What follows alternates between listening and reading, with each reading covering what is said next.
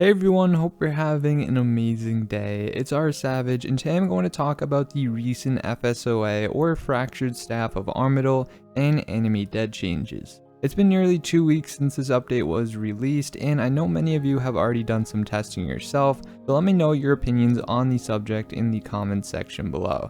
Today I'm going to point out all the biggest differences this update has caused to the magic combat style and incorporate my reaction to the situation. If you find this video helpful and want more content like this, make sure to hit that like and subscribe button for me, but without further ado, let's get into the video.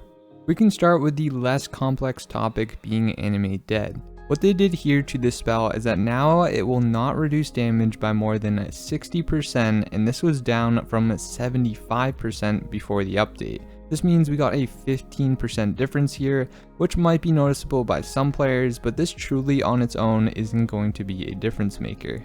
Next, damage reduction now uses 25% of your defense level, which was down from 33% before the update. That means we got an 8% difference here, which does contribute as well to making you feel slightly more squishy now while wearing tank gear. Here you can also start to see that these nerfs are stacking on each other and might make the overall feel of the spell different enough for you to consider making some minor changes to your playstyle. Then this last nerf states that damage reduction now only works against core damage types being melee, range, and magic. That means that Animate Dead will no longer work against typeless, poison, reflect, or any other damage type.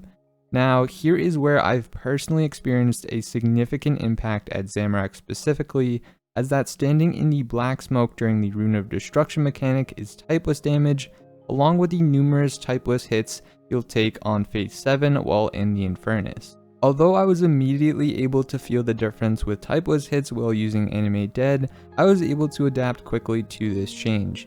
I've already put in a lot of effort before this update to practice dodging the black smoke rather than sitting in it, and stacking an excessive amount of defensive abilities during phase 7 to ensure my survival. Now, I don't mind these changes for myself because just with a little practice with all my prior knowledge and experience at Zamorak, I'm still able to do it just fine with regards to staying alive. However, I'm someone with a fairly high kill count and have successfully completed many high enrage kills. This leads to my concern for anyone trying to learn Zamorak or even any other boss that you get hit with more than just the core damage types. The issue I see here is that some of these typeless hits you'll experience at bosses are the ones that hit harder than anything else, but Animate Dead made them more reasonable since even if you made a small mistake, you could still walk away with a significant HP loss. Yeah, this does allow you to ignore mechanics at some bosses and eat through them, but it can still be seen as incentivizing to learn the boss because there wouldn't be any close calls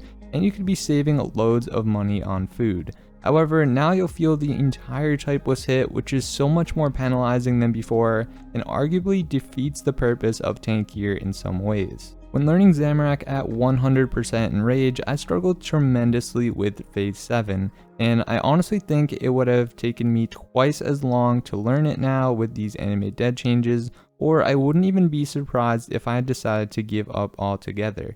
And I don't even think this is exaggerating either, because using multiple defensive abilities in succession while outputting damage at the same time really isn't an easy task when you're learning PvM, and with Animate Dead as my crutch when I was learning, I had the convenience to stack less defensives and manage to still stay alive. However, now you'll have no choice but to stack as many defensives as you can if you're not taking out those runes quick enough to make the typeless bombs hit you for less.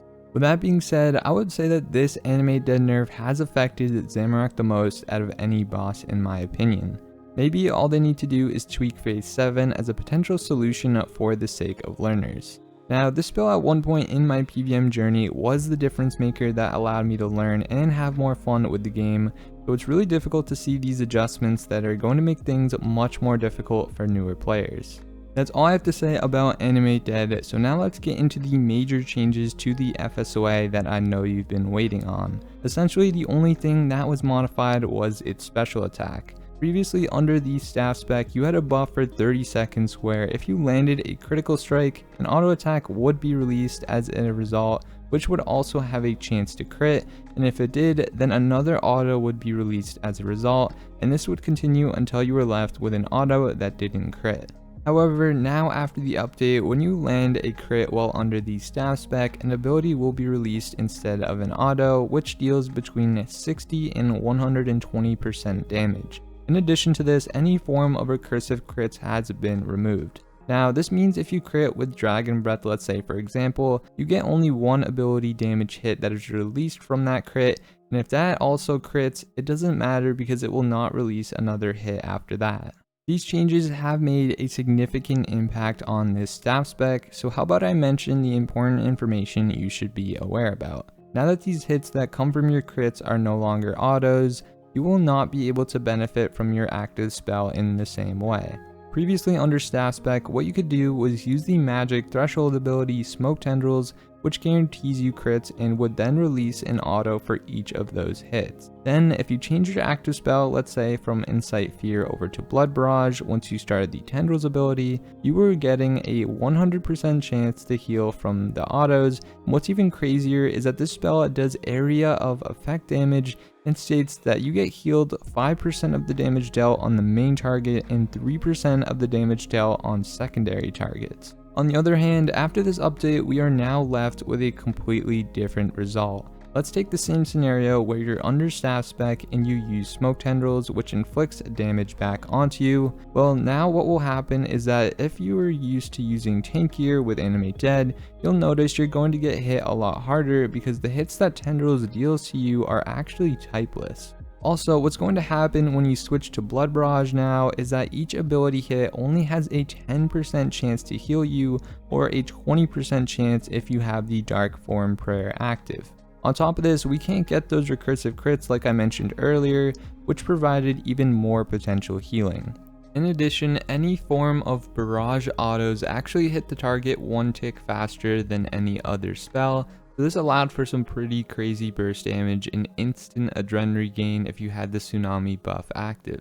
With regards to maximizing your damage, now it's going to be a good idea to switch to the Exsanguinate spell after you Tsunami and staff spec. Then make sure to leave this spell active until you see 12 stacks on your buff bar. Also, try not to use the Rack and Ruin ability because that will take away all your stacks. Essentially, you want to maintain those 12 stacks because for each of those stacks, you will get an increase of 1% damage to your basic abilities, allowing you to get up to a 12% damage increase for each of those hits that are released from your crits during staff spec. I will say that the staff does feel more consistent in some ways, which is exactly what I wanted to see, but at 2000% in Raid Zamorak specifically, you can feel that the damage is consistently lower and slower than before.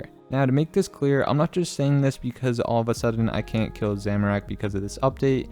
Even after all these changes, I've still been able to complete a 2000% kill without using food, but it's noticeably different in many ways. It took some changes to my rotation and playstyle, which led to a slower kill time, and it does seem that with more practice things can improve, but the potential damage is completely different, especially when not utilizing 4-tick auto attacks in a longer fight like this. I would also say that the current state of Magic just isn't as fun as before, which is pretty unfortunate for players who have their entire bank in this one combat style.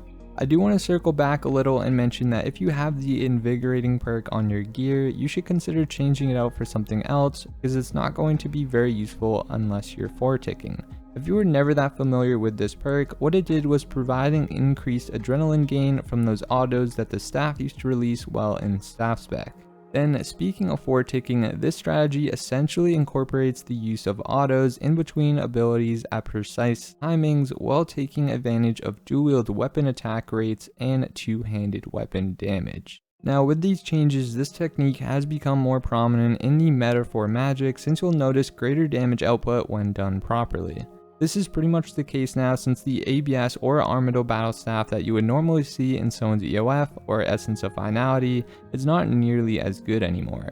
With a 45% adrenaline cost for this spec while using the Ring of Vigor passive buff and all the available crit buffs in the game, I've noticed there are still times where this spec is viable to use, such as right before the adrenaline regain at Zamorak after you charge one of the edicts, but it doesn't seem to compare to other rotations since the chance for recursive crits is gone.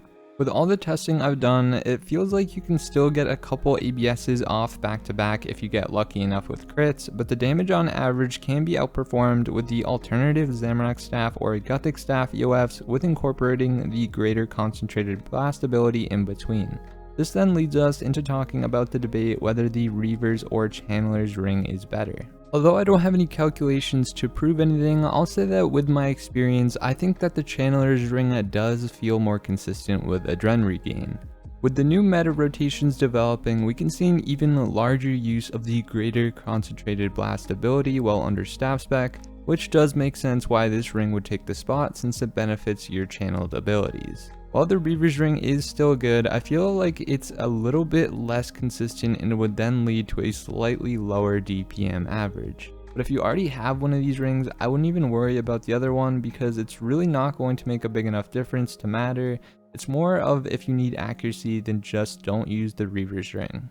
Well, that's all I have for you guys in this video. Thank you so much for watching and I hope you did enjoy. I guess we'll have to wait and see if any more changes to either Animate Dead or the FSOA come in the future, since Mod Doom did say on Twitter that these changes were the exact ones we experienced in the beta, but there's still a chance for more adjustments moving forward.